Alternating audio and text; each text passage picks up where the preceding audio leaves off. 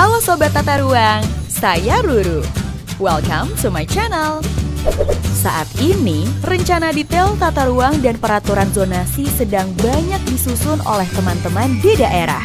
Kenapa? Karena RDTR dan PZ merupakan kewajiban pemerintah daerah sebagai pendetailan rencana tata ruang wilayah kabupaten atau kota. Yang tidak kalah penting, RDTR juga sebagai dasar dalam perizinan dan investasi. Apalagi saat ini pemerintah telah mencanangkan percepatan perizinan melalui aplikasi online single submission.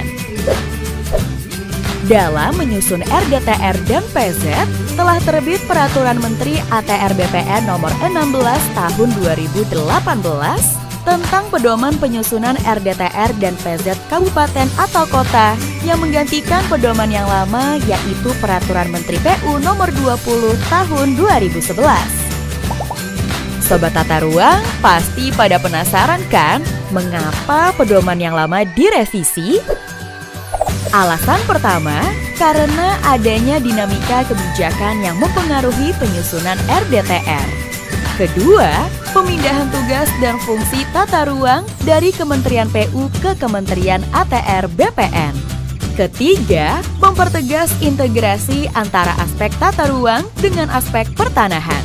Dan yang terakhir, untuk mempercepat penyusunan RDTR. Lalu, apa sajakah perbedaannya? Pada pedoman yang lama, RDTR dan PZ merupakan satu kesatuan. Sementara pada pedoman baru, ada pemisahan antara kebutuhan data, analisis yang digunakan, serta muatan pada RDTR dan PZ. Namun penyusunannya harus tetap terintegrasi ya. Pada muatan pedoman yang lama, nomenklatur rencana jaringan prasarana diganti menjadi rencana struktur ruang. Hal ini karena adanya penambahan muatan rencana pengembangan pusat pelayanan untuk mendetailkan sistem pelayanan internal pada bagian wilayah perencanaan. Sementara, pada rencana pola ruang terdapat perubahan penamaan zonasi sebagai upaya sinkronisasi dengan pedoman penyusunan RT/RW kabupaten atau kota yang terbaru.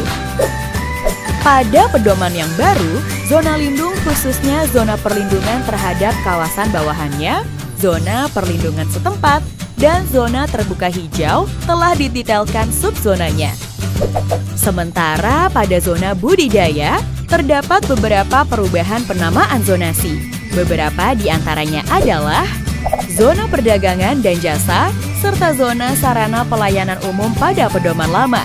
Diklasifikasikan menurut tipe bangunannya dan jenis sarananya. Sementara pada pedoman baru, diklasifikasikan menurut cakupan atau skala pelayanannya.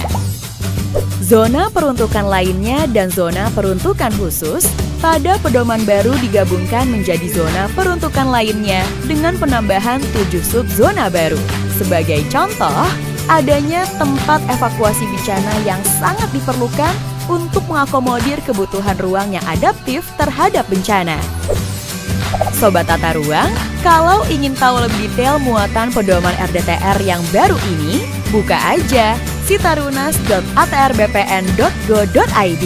Lalu klik menu NSPK dan temukan pedomannya di situ. Sebagai bagian yang tidak terpisahkan dari RDTR, peraturan zonasi menjadi tools yang berguna dalam pengendalian pemanfaatan ruang. Muatan peraturan zonasi mengalami perubahan, yaitu muatan materi wajib dan materi pilihan pada pedoman yang lama bergabung menjadi muatan aturan dasar atau materi wajib di pedoman yang baru, dan ditambah dengan teknik pengaturan zonasi sebagai materi pilihan.